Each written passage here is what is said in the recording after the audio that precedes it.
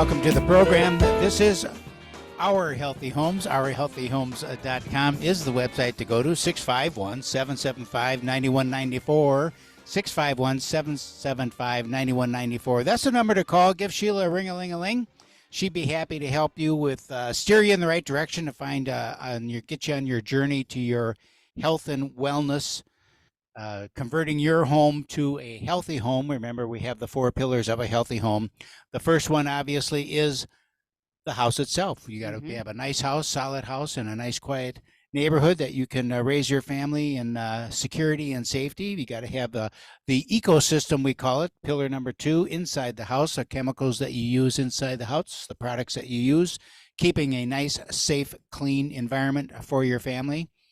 And the third pillar is your physical body yourself. We're going to be talking a little bit about that today. Your physical body, the products you use on your body, in your body, and keeping yourself personally strong and healthy. And, of course, your emotional well-being, the 4th pillar. So I think sometimes that's the most important pillar at all, and that is your emotional well-being and your spiritual health. So those are the 4 pillars of a healthy home. And we got lots going on. We got Trish Perry on the show, author, cancer survivor. I'm looking forward to this conversation with Trish. And Sheila, you got just a load of stuff coming up. I do. First off, I hope everybody had a blessed Thanksgiving. We were blessed to have my mom here. She hasn't been here for a while, so my brother was nice enough to bring her. So we got to spend some time with her. And unfortunately, we did have a grandson that did get hit he was in an accident. Broadsided. Wasn't his fault. His sister was in a car behind him. And so, we're always here for you guys. And I just want to ask that if any of the listeners, because vehicles are tough to find, right? If you've got somebody that has a car in the garage, they haven't been able to drive for a while, they're moving to the next phase of, assisted living or moving out of the house or whatever it is, and there's an extra car hanging around, I would sure appreciate that and a conversation with you to see if I can help my grandson get a new vehicle. Which is where we got this one. Was nice from deal. A past client we were helping that was moving out of her big home into a townhouse and Need to get rid of it. Yep. So that would be my ask today. Okay. We've got a lot happening. So you're hearing this on Saturday. And so our door is still open for one more holiday boutique. So as you're listening to this, we are at the Hittner Home Mansion waiting for you to come and do your holiday shopping. So we've set up the whole house as a boutique. And we've got Bill the maple syrup guy, Bill the wood guy. We've got Julie that makes these amazing loveys and stuffed animals and things like that. We've got...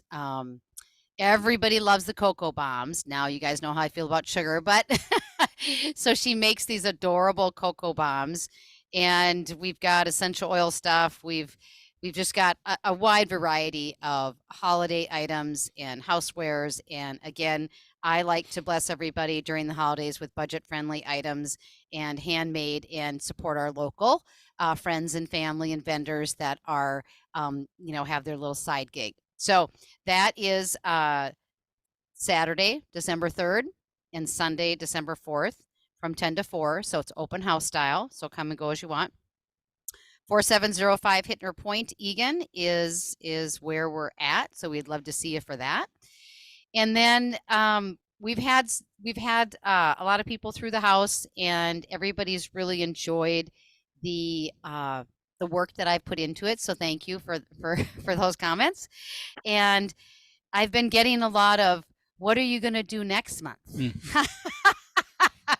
Okay, so here we go. I've got it organized for next month.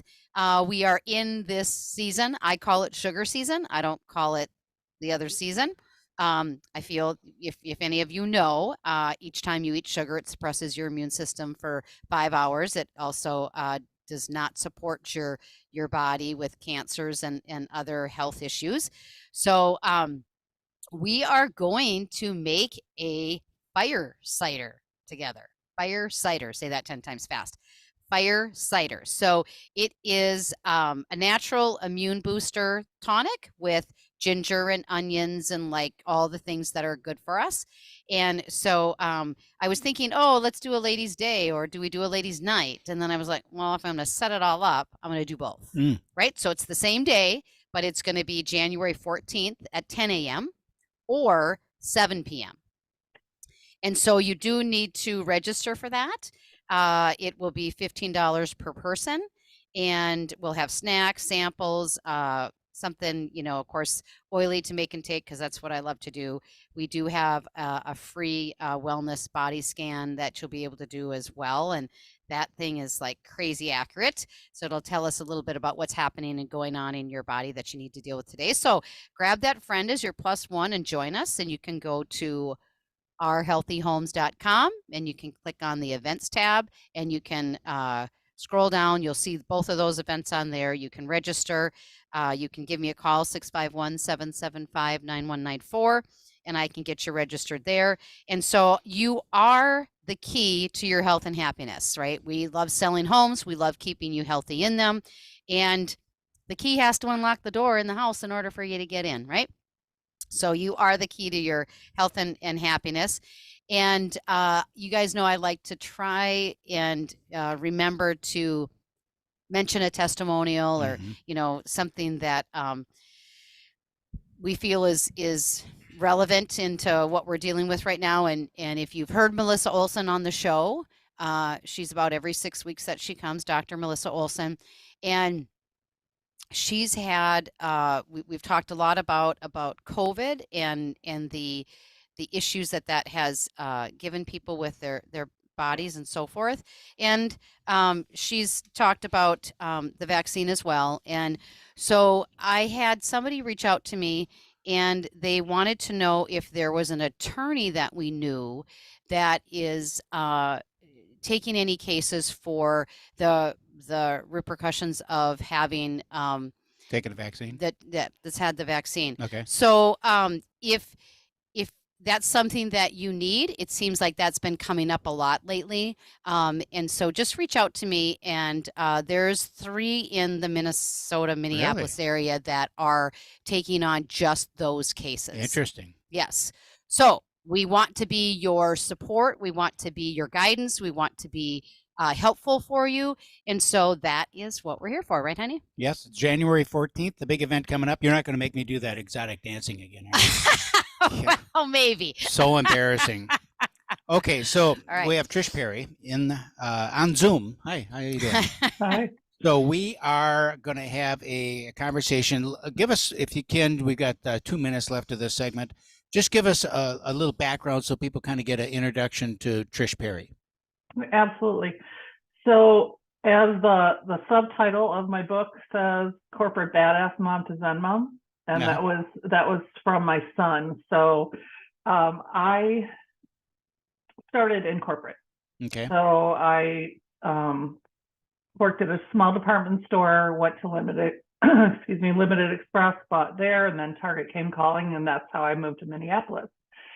And in Minneapolis, I rose in the ranks of Target. In '96, my mother unfortunately died from an error in surgery, and we had to take her off life support. And at that point, I was at one of the most unhealthy points of my life, and decided instead of grieving that I would just work double the hours. Mm-hmm. So I worked about 80 hours a week. Sounds like so me. I rose up the ranks. I was a leader at Target for 20 years, and then I got laid off. And I would jump from one corporate job to another corporate job, and it was so much better because I only worked 70 hours there. Oh yeah, got a break. That's really great, isn't it? Yeah, Saturday afternoon off. Yeah, and so corporate was all I knew. That's what I was gonna retire doing, and the universe, whatever you want to call it, will tell you differently. But the universe said, well, let's see how you handle this. So in June of 2012, I was diagnosed with breast cancer and had a double mastectomy. All right, we're going to come We're going to back. pick that up right after the break. This is Our Healthy Homes, ourhealthyhomes.com, 651-775-9194. We're speaking with Trish Perry, and we'll be right back after these messages.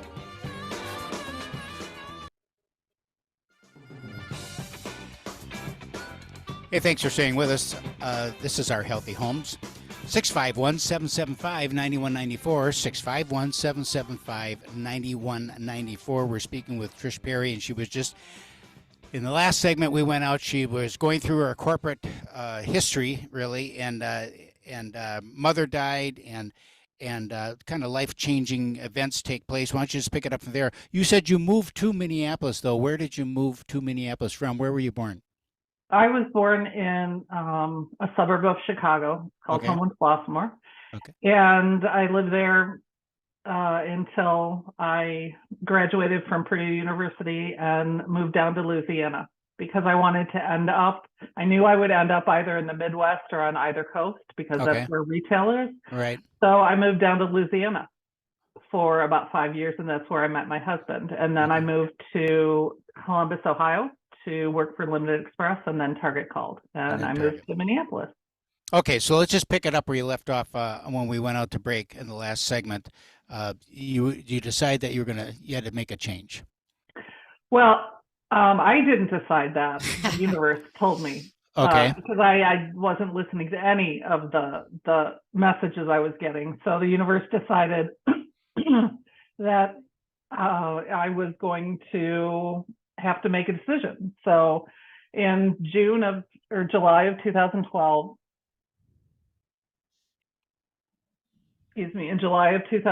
I was diagnosed with breast cancer, and I had a double mastectomy.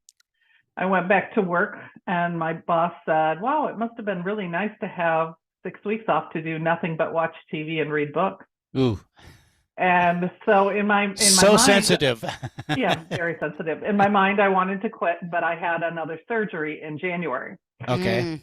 So then I got a phone call 2 weeks later that my father, at 91 years old, was having emergency brain surgery. He had subdural hematomas. So at 91, opening the brain brings in all kinds of things. And dementia is one of the things that happened. So I ended up in Chicago 1 week a month to help her nurse him back to health.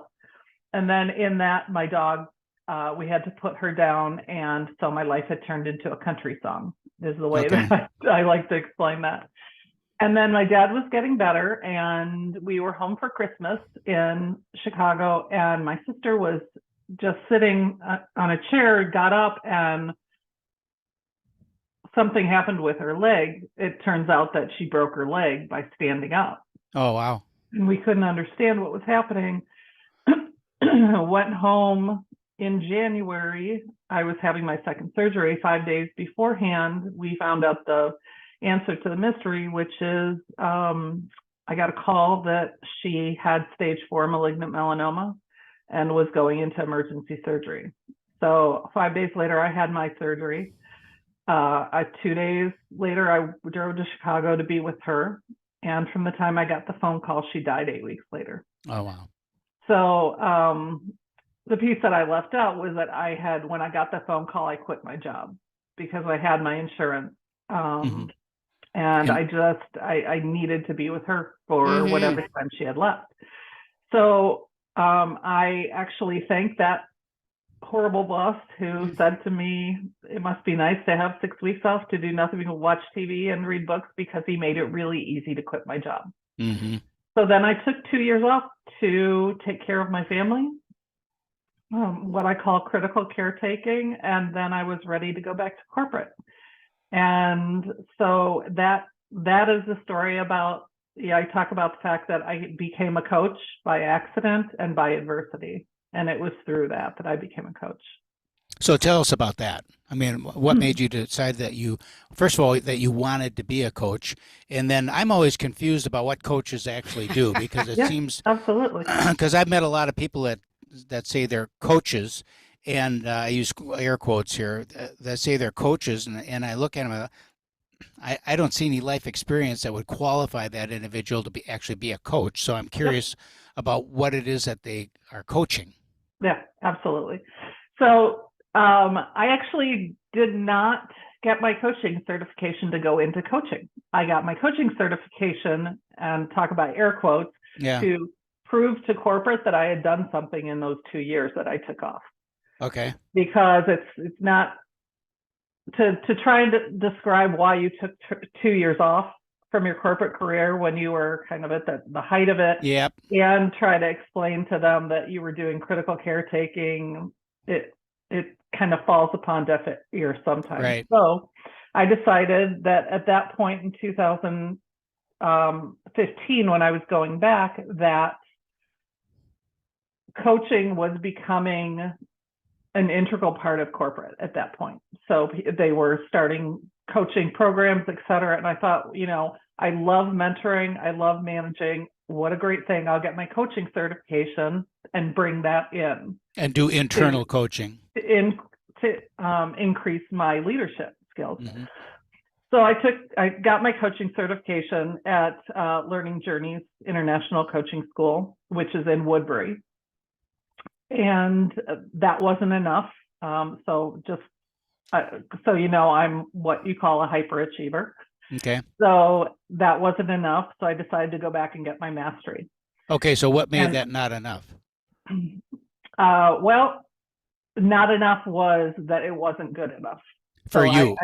I have this whole thing about very high standards. I was raised by a full colonel in the Army. One of his units, he went in and helped to liberate Dachau concentration camp. He was very highly decorated, and he had very high expectations. So I became a perfectionist and became a hyperachiever. And so when I looked at coaching, it was like, well, anybody can be a coach. I need to go back and get my mastery to make it even better. Okay. So that's what I did. And it was while I was getting my mastery certification that I figured out that coaching was my calling. So when I say I became a coach by accident and by adversity, it was, because of all the adversities and the time I had taken off. And I hadn't planned on coaching full time. But my last client, who I thought was going to be my last coaching client, we had one last session, and she had a traumatic brain injury. She had been in a car accident, and she was having a really hard time. So we had worked for about 12 weeks, and she came in to our last appointment. She was so excited, and she said, I got my job back, and I'm loving my new brain. Mm. And she said, thank you for helping to save my life. Well, how many people have said these tongue in cheek, oh, thanks for saving my life, helping to save my life. So I just laughed and I said, oh, that's what I do. And she looked at me and tears started coming down her face. And she said, no, you don't understand. I hated my new brain. I didn't understand how I could use it for good. I wanted my old brain back, and I just didn't like my life. So when I say you helped save my life, I'm serious. And it was at that point that my life just turned. And I thought, okay, I can go back and be transactional in the corporate world and earn millions of dollars for corporations, or I can be impactful to individuals and groups of people to help them live the best life ever. So when you talk about, what experience do you have? That experience is, I have a lot of corporate experience, but I have this life experience that not a lot of other people have had. And I'm a very open book now, where I didn't used to be, but it started when I was 5 and I was sexually abused. And then, being raised in such a strict atmosphere, and the expectations were always really high. I went to college. Unfortunately, after I got out of college, I was raped. as I said, we had to take my mother off life support. I lost my sister. I went through cancer. I helped my dad transition into memory care and then brought him back home so that he could, I talk about, we brought him home to go home, because we got him home on a Saturday, and on Monday morning at 5 a.m. he died. Oh, mercy. But he got to die in his home because we brought him home. So understanding that adversity, how it affects you, and then what you can do to learn from that adversity to make your life better. So Dr. Tompkins talks about grief in a jar, okay? And your grief fills your jar. Dr. Tompkins believes, and I believe, that grief stays the same, but you as a vessel grow. And you grow around that grief. And that's why the grief seems like it's smaller, because you are such a resilient person from that. Yep. Okay, I want to hear more. I want to hear about your process and who it is that you help and how you go about it when we come back for break. This is Our Healthy Homes, ourhealthyhomes.com, 651-775-9194. We'll be right back.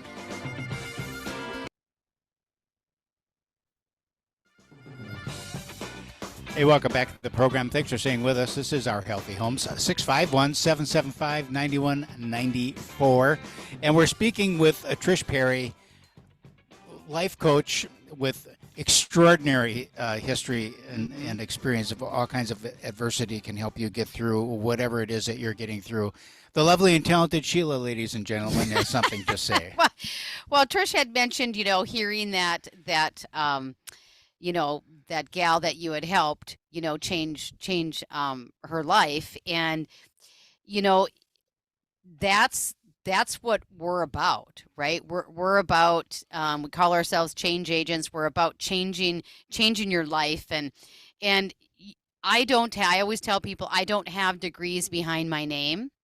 I have plenty of life experiences with my own health journey and, other people in my world, my dad dying from a root canal. Like, there's so much that I know and that I want to support and help. And Trish is the same way, right? We just want to help and support you to get past whatever it is that you're dealing with, because I believe that there's so many people that don't look at the blessing of what happens to them, right? The negative things that happen to them, you need to find the blessing in it, right? And so we like to be the change that we can help people change. I helped a past client, reduce her blood sugars. They were like 300. We helped her get them down 100 points in a month and a half.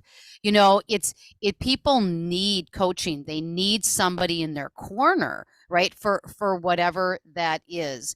And so Trish is an author. I'm an author. If you get the Egan Lifestyle magazine from, was it last month? Both of us were featured in there, and what a pleasure and a treat that was. And so there are people like us out there that do want to help. And so it's just a phone call, right? So Trish, what phone number can they get you at? It's 612-805-0997. How do people typically find you? People typically find me by word of mouth. So it's referrals. I have a website. It's harmonizeu.com. They find me there. But I'm also really blessed this fall season in that I have I've been awarded 3 different awards for coaching. So that's another way that people are finding me. And so what kind of a problem would somebody have? Or, I mean, what's your, I want to say your target audience, niche, but what is your expertise or your niche, or what group are you going after specifically that you are best either able to or interest, feel that it's most interesting for you to help? Right.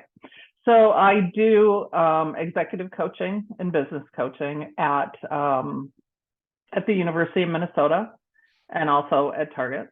So those are two of my clients. And then I have private coaching. So in private coaching, it's people who have had adversity in their life, and it doesn't have to be one or two specific things that happen. Sometimes it's a culmination of life, right? So I just gave a 90-minute workshop at Hamline University for women in public service, and it was on grief and work. And these women that I was talking to, one of them wrote me and said, can I please talk to you? I have this job, I'm raising a family. If that's not enough stress, now my parents are starting to age and I'm having to help them. And so I feel like I'm stuck in between my children and my parents, and I'm doing this job trying to be the best for everyone. I feel like I'm not being good for anyone because I'm just spread so thin. It's those kinds of people that I love to help, because there are, I'll give you a tool that I use, and it's called BAMS, and it stands for bare ass minimum. So the question becomes, okay, so you have to do self-care, but what are those bare ass minimums that you absolutely have to do every day? As an example, I have to get 7 to 8 hours of sleep every day, or I'm not good for anyone. So when you're trying to help everyone else and you're trying to do a job, you have to look inward as well, because you have to stay healthy to be able to help all those people. And where did this come from? It came from my cancer. As I'm laying in bed and I can't take care of my kids, I have 3 kids, I can't, be really doing anything for the household. I'm not working. And so what am I going to do? And that's really where this came from, is, okay, what is the bare ass minimum that you can do and feel good about caring for your kids, about keeping your relationship strong with your partner, with work, with taking care of your parents? Because you can't be everything to everyone. And you really need to figure out, okay, what are those things I really need to do? And not feel guilty. Well, recognize it and know that it's okay. I dealt with my dad's, house, the personal rep, all the stuff, right? His invention, I had it. Then I had my aunt at the same time 2 weeks later, and I was dealing with that.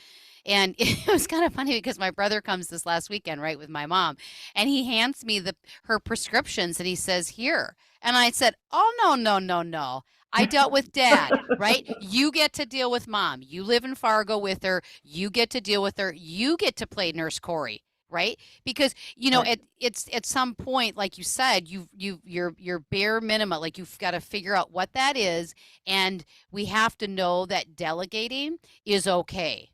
Absolutely. Somebody, because Absolutely. all your siblings are different, all your people around you are different, Right. but you have to start delegating what's going to support you and bless you, not take you down the other way. And it's Right. okay. And Right. I think that's just a lot about people just like I thought, I was going to have to do like both of them. And it's now I know I can say, nope, you guys can handle it. Yeah.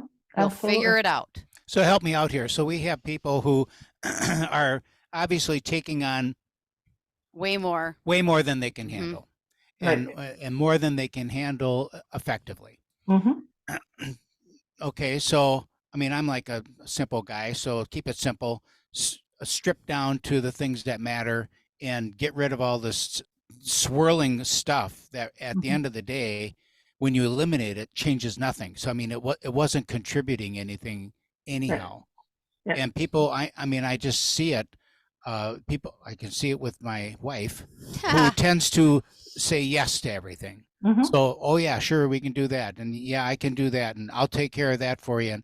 And we do that a lot in our real estate practice because we deal a lot with divorce and probate, and people are in a high stress situation there, and they are maxed out with their own emotions, and so we take on a lot of the burden of home preparation, things like that, just to get it off their plate. But Right.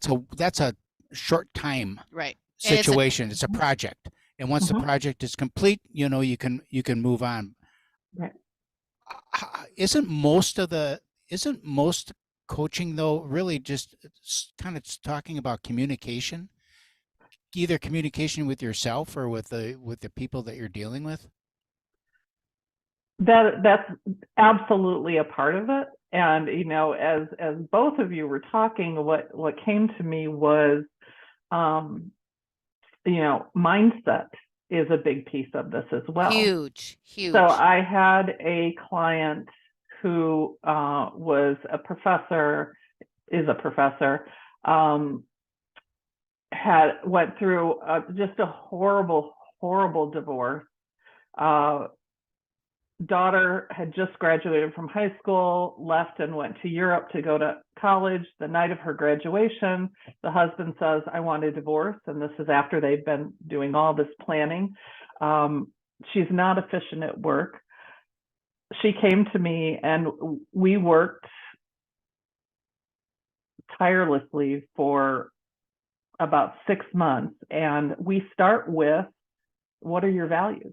Because that's the core of who you are, what motivates you, how you make decisions. And we build skills up from that so that you really start to know yourself. The best part of that story is twofold. I met with her in our last meeting, which was in February. I looked and she had 50 red roses. Beautiful. I looked at her and said, who sent you those? She said, well, Trish, you taught me to love myself. So yes. I sent them to myself. That's great. That's perfect. Okay, we got to come back from break or go out to break again. This is Our Healthy Homes, ourhealthyhomes.com, 651-775-9194. We'll be right back. Thanks for staying with us. This is Our Healthy Homes, ourhealthyhomes.com, 651-775-9194. 651-775-9194. We're speaking with Trish Perry, who I've gained a lot of respect for in the last hour. We've been on the show, and we're talking about coaching. So you do corporate executive coaching, and I'm curious about an executive who has risen to the point of being executive. What kind of resistance do you get from that? Because do you find that people come in with the attitude of I should be coaching you? What are you doing coaching me? I don't need coaching. I'm the big shot, or how does that play out? It actually depends on how they came to coaching. If coaching is something that has been prescribed to them, then yes, there's more of that attitude. If coaching is something that they choose, then not at all. Okay. We all have different skills and gifts, and the most successful leaders understand that, and they surround themselves with people who will make them stronger. So I come at it from a very different perspective. I come at it having known corporate, having been a leader at corporate, but having gone through all of that adversity and knowing tools, et cetera, that you can use to get yourself to the next level. I'm coaching someone right now who's going for partner, and she is so close to getting it. And we talked the other day, and she said, you know what, Trish, it was my mindset that shifted. That's why I'm able to interview like I have. I was comparing myself to everyone else. And working with you, what I realized is I needed to start focusing on what I could bring, not comparing myself to the other person who was interviewing, because doing that wasn't going to show people what I really could bring to the table. So her interview feedback has been outstanding. And it's because she's focused in on herself and what she has done and what she can do for the company as a partner versus focusing on why this other person wouldn't be a great fit. Mm-hmm. Does that make sense? It does. Yep, it does. Communication is, I I think it's so hard for people in general. I don't think it used to be that way.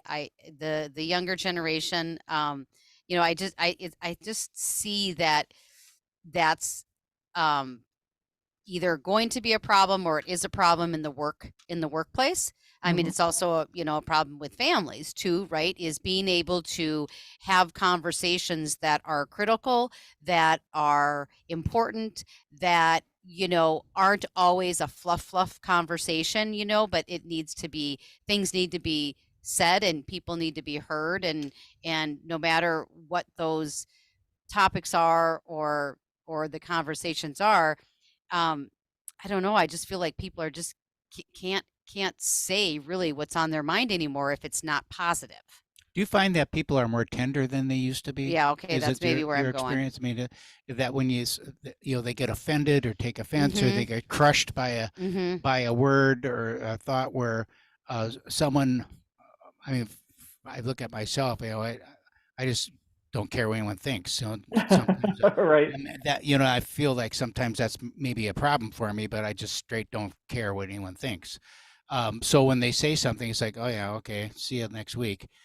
Where other people get, especially when you're talking, if you say something like very direct, which I tend to be sometimes, they get just like crushed about it. Right. Well, so I've done a lot of work in neuroscience and working on, okay, what's actually going on in our brains during communication. Mm-hmm. So the first thing is that very often people go into, and they don't realize it, but they go into fight, flight, or freeze. Mm-hmm. So when something is said to you that you feel uncomfortable with, it's a signal to your brain that you're in danger. And the brain doesn't really know the difference between being attacked by a bear or having someone say something that you don't disagree with, that you feel like you're being offended. Right. Or it's unfair or something. Right. So it is taken the same way. So our body then creates cortisol and adrenaline so that we can either fight, and then that's what you're talking about people are crushed. So they either will fight back, they will flee, and they'll just say, I can't deal with this, and they'll walk away, or they'll freeze. And I don't know if you've ever been on the other end of a conversation where someone just stops talking. Yes, many times. And so the thing that we talk about in coaching is taking a deep breath, because you have a choice. You can either react to what someone has said, or you can respond. But you have to bring your prefrontal cortex or your executive brain back online, because right now, if you're in fight, flight, or freeze, it's your primitive brain that is driving the show. So we often talk about the fact that, you know what, you always have your breath with you. You can always take a deep breath, count to 10, and come back and not react, but respond. And then the second piece I talk about is, what is your ready response to something? So if you know you're going to go into a situation with conflict, what will be your ready response? Right. Something like, well, I have to take a minute to think about that, because that then gives you that minute to take that deep breath. And when you come back, you can say something like, well, I don't really agree with that, but everyone has their own opinion. Something like that, where you are standing up for yourself. I don't agree with you. And you're also giving that person room by saying, and everyone has their own opinion. we don't know how to deal with conflict a lot of times. I remember my parents doing bridge club, and I would sit in my room and I would listen, and the voices would get loud, and you could tell that they were arguing. And then all of a sudden, raucous laughter would break out, and they were able to shift and say, okay, that's not all of who you are. Just because you and I don't agree on something, that doesn't mean that we don't have other similarities. So that's what we try and talk about in coaching about, okay, where are you having problems? How are you communicating? Are you using forwarding language, or are you using limiting language? Do you have ready responses? Are you dealing with in fight, flight, or freeze and reacting instead of responding? Those kinds of things. Does that make sense? It makes perfect sense. Yep. And I'm just, as you're speaking, I'm just kind of reflecting on, I don't think that people as a rule, there's always exceptions, but as a rule are saying anything to intentionally be hurtful. Right. You know, I think that they're maybe being a little clumsy in expressing themselves and coming off as hurtful, but I don't think that necessarily the intent is there. Sometimes it is, but mostly not. So for me, my canned response is, that's a fair comment. I don't know if I necessarily agree with it, but, you know, let me think about that. And sometimes it's a pretty doggone fair comment, right? And it's like, ooh, you know, I should maybe really think about that, because I'm being maybe a little bit pig-headed on something. When you sit down with someone and you're laying out a program, whatever it is, either through corporate or personal, what does that initial conversation look like? What are you looking for? What insights are you trying to gather? And then is that at that point, then you determine how many sessions you're going to need with that person and the length of time? How does that all play out? Absolutely. Well, the first thing is, I don't work with anyone for less than 3 months. Okay. At the university, I do, but it's usually for something very specific, like I need to be more organized, and you know, we can do that within 6 weeks. But other than that, to really get the behavioral changes that you need, there has to be some shifting of your behavior, but we need to get to the root of it. And that's why I say that anything less than 12 weeks, which is 9 sessions, I won't do that. Okay. Because I really don't feel like people then get a good experience with coaching, right? So I call myself a results coach. So could you call me a life coach? Yes. Can you call me a business coach? Yes. There are many different, could you call me a grief coach? Yes. There are many different pieces, but at the end of the day, people just want results. Right. Right. They don't want to talk about whether it's life, whether it's business, whatever it is. So that's why I call myself a results coach.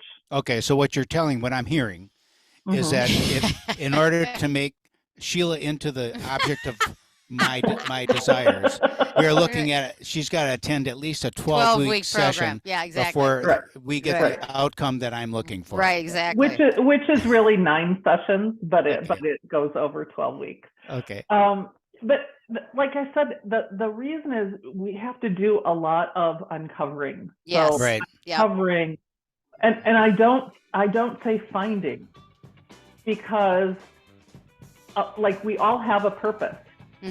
Just have to uncover what that purpose is. Yep. And a lot of people don't know their purpose. Yep. Trish Perry. What's the phone number again, Trish? 612-805-0997. We're out of time for this week. I can't believe it. Our Healthy Homes, ourhealthyhomes.com, 651-775-9194. Thanks a million for being with us. Thank you so much for having me. It was a great conversation. We'll see you next week. But when he calls me sugar, I love that man with all my might. Sugar in the morning, sugar in the afternoon.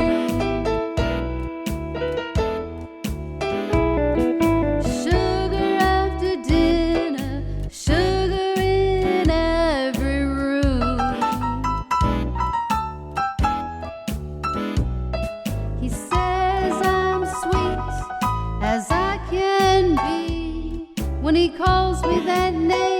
it does things to me. I tell him, honey, you can call me sugar.